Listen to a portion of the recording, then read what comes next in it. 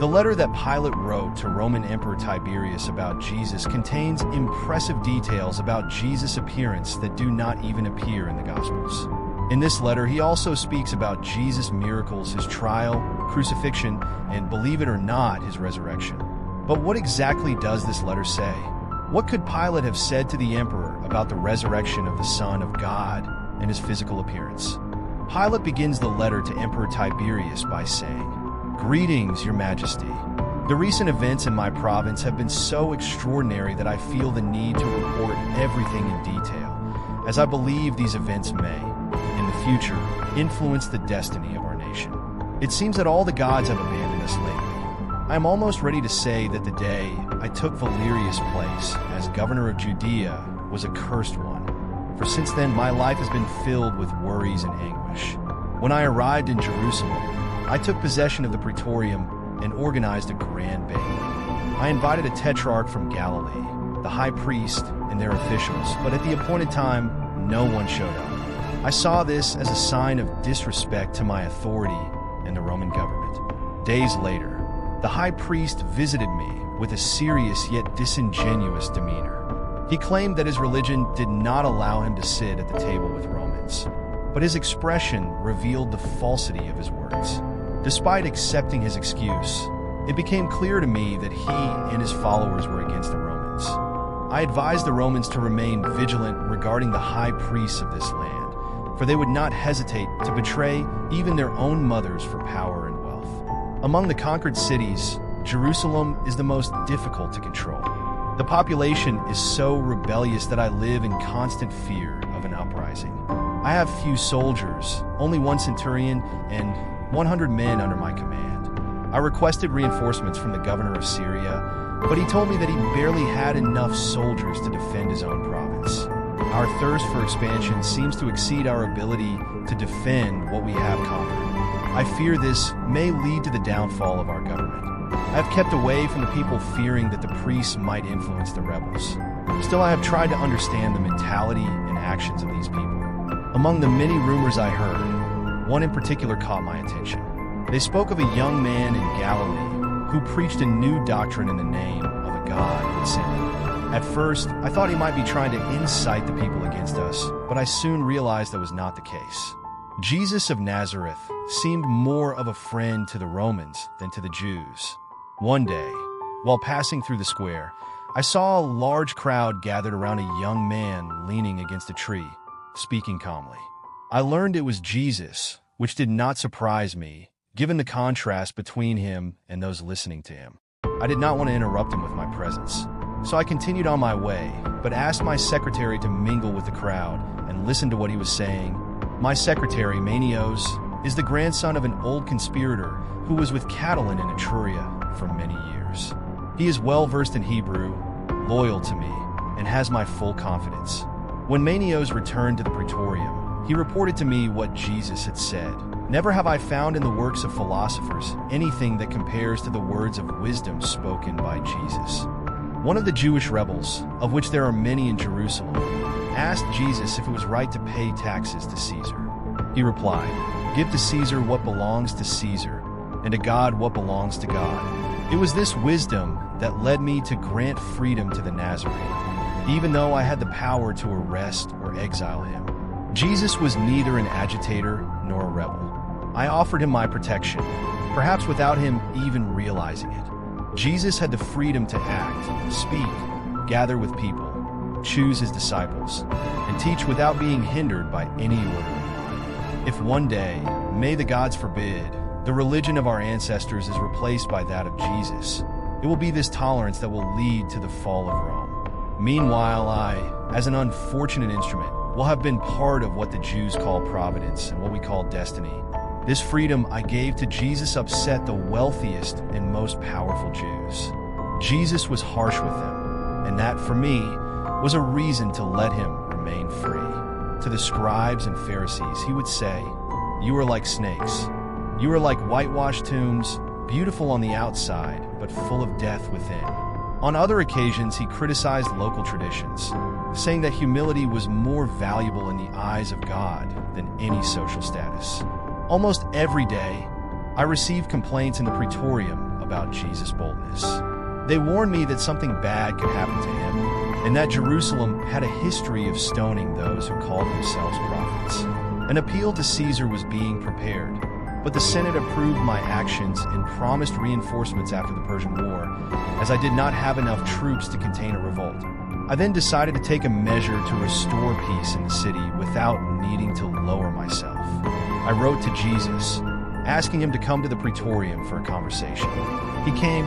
You know that, being of Spanish and Roman blood, I am not one to fear or be easily moved. But when Jesus appeared, I was on my balcony, and I felt as if my feet were stuck to the marble floor. I trembled all over, as though guilty, while the Nazarene remained calm, with a serenity that seemed like innocence itself. When he approached, he stopped, and with a subtle gesture, it was as though he said, "I am here," without needing to utter a word. For a long time, I stood in awe and admiration of this man, a figure unlike anything our artists have ever imagined when shaping gods and heroes. There was nothing repulsive about him, yet I felt old and too frail to approach him. Finally, with a trembling voice, I said, "Jesus of Nazareth, in the past 3 years, I have granted you total freedom of expression, and I do not regret it. Your words are practical and wise. I do not know if you have read Socrates or Plato, but I recognize that the simplicity and majesty of your speech elevate you far above these philosophers. The emperor is aware of this, and as his representative here, I am pleased to have granted you this freedom that you so deserve. I must tell you that your words have attracted powerful and deluded enemies. Socrates also had enemies and ended up being their victim. Yours, even more irritated, are against you for the harshness of your words and against me for having allowed you to speak freely. Some even accuse me of conspiring with you to weaken the little civil power that Rome still allows the Hebrews. My recommendation, not an order, is that you be more careful and moderate in your speech from now on, taking into account that your enemies may use pride to incite the ignorant people against you and force me to act according to the law." Jesus calmly replied, "Ruler of the earth, your words do not come from true wisdom. Ask Mount Torah to stop in the middle of the valley. It will say that it obeys the laws of nature and the Creator God. Only He knows where the waters flow. I tell you the truth, before the rose of Sharon blooms, the blood of the righteous will be shed. Your blood will not be spilled," I replied emotionally. "I consider you more valuable for your wisdom than all these rebellious Pharisees who abuse the freedom that the Romans granted them. They conspire against Caesar and speak ill of him, making the people believe that he is a tyrant who wants their destruction. These ingrates do not realize that sometimes the wolf dresses in sheep's clothing to fulfill his evil purposes. I will protect you against them. My praetorium will be a sacred shelter for you both day and night." Jesus, unconcerned, shook his head and with a calm and serene smile said that when the moment comes, there will be no refuge for the Son of Man, neither on earth nor beneath it. The true refuge is in the heavens pointing upwards. What was written by the prophets will be fulfilled. I apprehensively replied, "You are forcing me to transform my request into an order. The security of this province, which is under my responsibility, demands it. You need to moderate your speeches. Do not disrespect this order, because you know the consequences. May happiness accompany you. Goodbye." "Prince of the earth," answered Jesus, "I did not come into the world to bring unrest, but rather peace, love, and charity. I was born on the same day that Augustus Caesar brought peace to the Roman Empire. The persecutions do not come from me, but I hope to face them coming from others, in obedience to the will of my Father, who showed me the way to follow. So control your words. It is not in your power to keep the victim on the altar of atonement." As he said this, he moved away like a luminous shadow behind the curtains of the horizon, which brought me great relief because his presence was a weight on me that I could not bear. Herod, who was ruling at the time and was already old, joined forces with Jesus' enemies to carry out his revenge. If it had been Herod's will, he would have ordered Jesus' death immediately. But despite his pride and his royal position, he hesitated to do anything that could harm his influence with the Senate. Or perhaps, like me, he also feared Jesus. but it would not be worthy of a Roman official to admit fear of a Jew. Herod came to the praetorium to visit me, and as he rose to leave after an unimportant conversation, he asked me what I thought of the Nazarene. I told him that Jesus seemed to me to be one of the great philosophers that a great nation sometimes produces, and that his teachings had nothing to do with political questions, and that Rome had decided to let him speak freely because his actions did not justify any restriction. Herod gave me a sarcastic smile, and with an ironic bow he took his leave. The great feast of the Jews, the Passover, was approaching, and it was intended to take advantage of the popular fervor that always took hold of the city at this celebration. Jerusalem was filled with a noisy crowd that clamored for the death of Jesus. My informant said that the temple treasury had been used to bribe the people. The danger was imminent, and a Roman centurion was publicly disrespected. I wrote to the procurator of Syria asking for reinforcements, 100 infantry and 100 cavalry, but he refused. I found myself isolated with a small group of veterans in a hostile city. Without enough to contain a revolt and with no alternative but to tolerate it, they shouted incessantly, "Crucify him, crucify him." At that moment, three great factions united against Jesus: the Herodians, the Sadducees, and the Pharisees. The ambiguous position of the Herodians and Sadducees seemed to have two motivations. They hated Jesus and at the same time were tired of Roman domination. They never forgave me for having entered the holy city with flags displaying the image of the Roman emperor. And despite having committed a serious error on that occasion, to them the sacrilege still seemed inexcusable. Another conflict was also growing between them. I had suggested using part of the temple treasury to finance public works, and this proposal was seen as unacceptable by the Pharisees, who were already enemies of Jesus. They cared little about the government and held a grudge against the harsh criticism that the Nazarene had made of them for 3 years, wherever he went. In addition to these groups, I still had to deal with the disorderly and irresponsible population, always ready to join a revolt and take advantage of the disorder that followed. In view of this, Jesus was taken to the high priest and condemned to death. It was at this moment that Caiaphas, the high priest, took an attitude of apparent submission, sending Jesus to me to confirm the condemnation and ensure his execution. I replied that since Jesus was from Galilee, the case should be judged by Herod, and I ordered that he be sent there. Herod, in turn, showing false humility and declaring deference to Caesar's representative, returned him to me, leaving the responsibility in my hands. Soon my palace was transformed into a besieged fortress with the number of discontented people increasing by the moment. Jerusalem was invaded by crowds that came down from the mountains of Nazareth. It seemed that all of Judea was gathering in the city. A Gazan seer who claimed to predict the future threw herself at my feet, crying, and warned me, "Be careful, do not touch that man, because he is a saint." Last night I saw him in a vision, walking on the water, flying on the wings of the wind. He spoke to the storm and the fish in the lake, and they all obeyed him. I saw the river on Mount Catherine run with blood, the statues of Caesar with tears, and the morning sun looked like a virgin in mourning. If you do not listen to your wife's pleas, a great evil awaits you. Fear the curse of the Roman Senate. Fear the thrones of Caesar. At that moment, the marble stairs of the praetorium shook under the weight of the crowd. When they brought Jesus back to me, I went to the courts of justice, surrounded by my guard, and firmly asked the crowd what they wanted.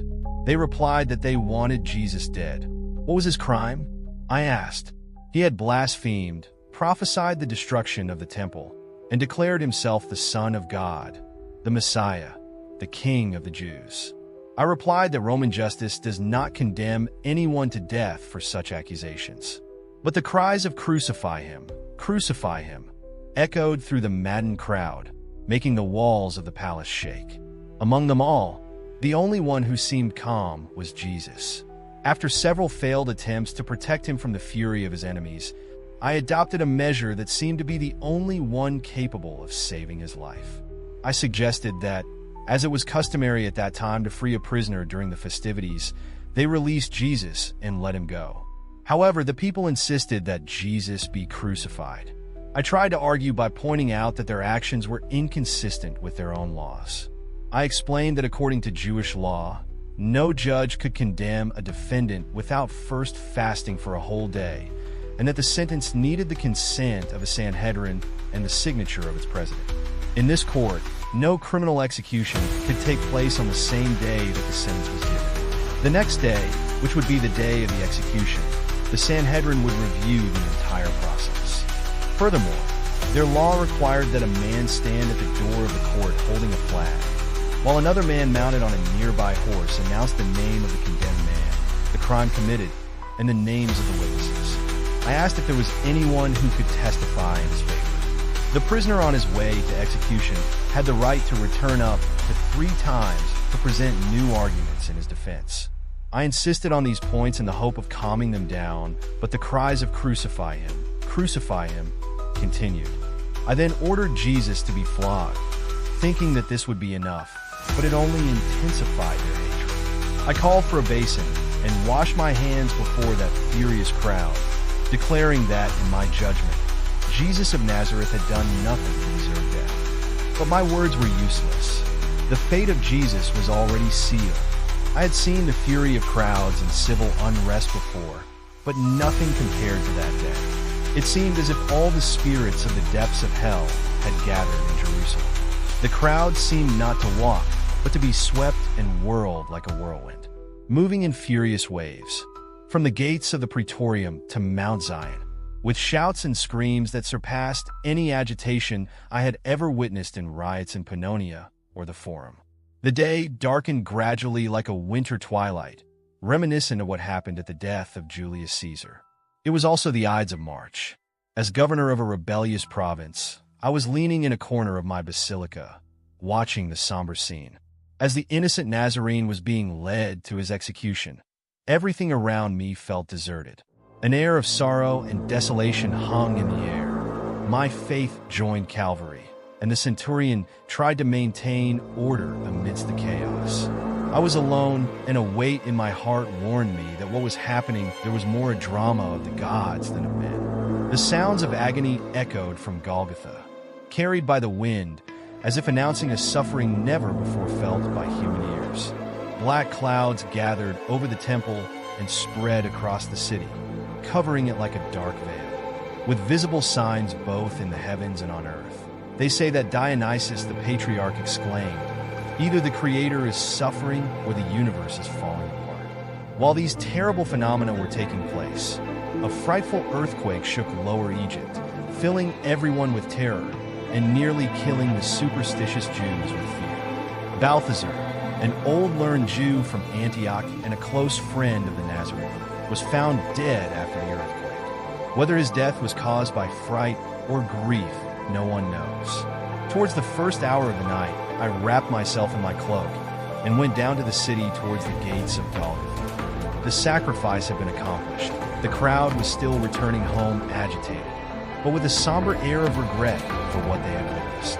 I also saw my little Roman court passing by in silence, and the bearer of the flag had veiled his standard with an eagle as a sign of mourning. I heard some of the Jewish soldiers muttering strange words that I did not understand, while others spoke of miracles, similar to those that the Romans always associated with their gods and times. Groups of men and women stopped and looked back at Mount Calvary as if they were waiting for a new sign. I returned to the Praetorium with my heavy body climbing the stairs, still stained with the blood of the Nazarene. I noticed an elderly man on his knees in a posture of supplication, surrounded by weeping Romans. He threw himself at my feet and sobbed bitterly. Seeing an old man cry is always painful, and my heart, already overwhelmed with sadness, was even more moved. We wept together, and it seemed that everyone there, both he and many in the crowd, were on the verge of tears. I had never seen anything like it. People who betrayed, sold, and shouted against him. Those who called for his crucifixion disappeared like cowards. I was told that these men washed their mouths with vinegar, in reference to what Jesus said about the resurrection and the separation of the dead. If this happened, it was there in front of this immense crowd. I asked after I had managed to control myself, "Who are you, and what do you want?" "I am Joseph of Arimathea." He replied, "I have come to ask your permission to bury Jesus of Nazareth." I granted his request and ordered him to take some soldiers to accompany the burial, ensuring that the body would not be desecrated. A few days later, the tomb was found empty, and the disciples began to proclaim that Jesus had risen as he had predicted. This caused even more commotion than his own death. I cannot say for sure what really happened, but I have investigated this matter thoroughly. You can see for yourself and decide if I have erred at any point. As Herod claims, Joseph used his own tomb to bury Jesus, but whether he knew or planned anything regarding the resurrection, I cannot say. The day after the burial, a priest came to the praetorium, concerned that the disciples might steal Jesus' body to make it seem as though he had risen. I referred the case to the captain of the guard, Marcus, ordering him to place soldiers around the tomb, as many as were necessary, so that if something happened, the blame would fall on them and not on the Romans. When the news of the empty tomb spread, my apprehension increased. I sought out Mark, who told me that he had detached his Lieutenant Benedict with 100 soldiers to guard the place. He told me that Isam and his men were terrified by the events of that night. I called Isam, who related to me as faithfully as possible the following events. He said that about the beginning of the fourth watch, a soft and beautiful light appeared over the tomb. At first he thought that some women had come to embalm the body of Jesus as was customary, but he could not understand how they could have gotten past the guards. As he pondered this, the whole place became illuminated, and he saw what looked like a multitude of dead people in their shrouds, all looking younger and full of joy, while heavenly music, the most beautiful he had ever heard, echoed in the air. It seemed as if the air were filled with voices praising God. Suddenly the earth began to shake and shake, so that he felt weak, unable to stand, as if the ground were moving beneath his feet, and he lost all sense, not knowing what had happened. I then asked him what state he was in when he regained consciousness. He said that he was lying face down on the ground. I asked him if he could have been mistaken for the light, thinking it was dawn in the east. He replied that he had thought so at first too, but that a short distance away it was still very dark, and he remembered that it was still too early for the day to break. I asked if the dizziness could have been caused by standing up too quickly, as this sometimes causes that sensation. He said no, because he had not slept all night, since the punishment for sleeping on duty was death. He mentioned that he had allowed some of the soldiers to sleep at that time, and that some were still sleeping. I asked how long the scene lasted. He said he was not sure, but he estimated that it lasted about an hour before it was covered by daylight. I asked if he went to the tomb after he regained consciousness. He said no, because he was afraid, and as soon as reinforcements arrived, everyone returned to the barracks. I asked if the priests had questioned him.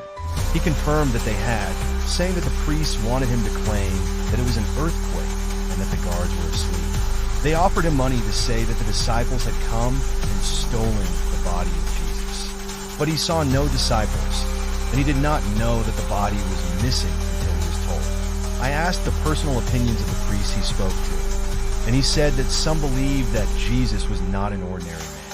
He was not a human being like the others, and that he was not the son of Mary, as was said, but rather a figure who had lived on earth before, in the days of Abraham and Lot, and in many other times and places. If the Jewish theory is correct, these conclusions seem to make sense, for they are in line with what we know of this man's life. It is widely acknowledged by friends and foes alike that Jesus seemed to have control over the elements. Like a potter with clay in his hands, he turned water into wine, cured diseases, brought the dead back to life, calmed storms, and even summoned fish with coins in their mouths. If he could do all these things and more, as the Jews testified, it was precisely in doing this that he aroused so much enmity. It is clear that he was not accused of crimes, or of breaking laws, or of causing harm to anyone personally. These events are known to thousands, both friends and foes. I'm inclined to think, as someone once said on the cross, that this was truly the Son of God. Pontius Pilate described Jesus as an impressive figure, different from all others. He would have mentioned that Jesus was a man of average height, with a calm demeanor and a serene presence that caught the attention of everyone around him. His face was characterized by an expression of kindness and peace, transmitting calm. Even in the most tense moments, Jesus always seemed to look at people with compassion, as if he understood each one of them deeply. The writings say that Jesus had long, soft hair, falling harmoniously over his shoulders. It was described as slightly wavy and of a light brown or even blonde color, which stood out among the people of the region. His eyes were one of his most striking features, described as deep and penetrating, with a tone that varied between light brown and blue, depending on who was narrating. His eyes conveyed a sense of wisdom, kindness, and at the same time a firmness that seemed to understand everything about life and the human heart. Jesus' skin was described as fair, with a smooth touch, almost like that of someone who worked outdoors, but who maintained a healthy and well-groomed appearance. His face was considered handsome and well-symmetrical, with features that inspired confidence and reverence. It was not just an ordinary face, but one that conveyed authority, without being imposing or threatening. He wore a full, well-trimmed beard that added a certain maturity and respect to his appearance. Jesus always dressed simply, but with dignity. His clothes were clean, even though they were modest. They usually consisted of a long cloak and a tunic. He did not wear flashy accessories or jewelry, which showed his detachment from material things. His appearance conveyed a message of humility and simplicity, even in the midst of his imposing presence. He was someone who, without saying a word, was able to convey a message of peace and acceptance. Now, most noble sovereign, this is the most faithful account of the facts which I can give in the case. I have taken care to relate everything in detail, that you may fairly judge my conduct, for I know that much criticism has been made of me in this matter. With promises of loyalty and respect to my sovereign, I remain your most obedient servant.